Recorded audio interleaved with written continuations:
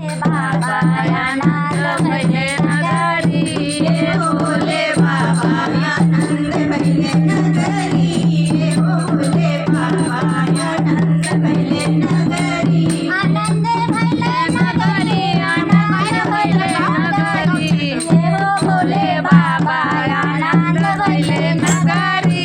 हे भोले बाबा आनंद भैले नगरी हे भोले बाबा यही काला जुगवा में साहब भैया आएले यही काला जुगवा में साहब भैया आएले लीला दीदी आएले हो लीला दीदी आएले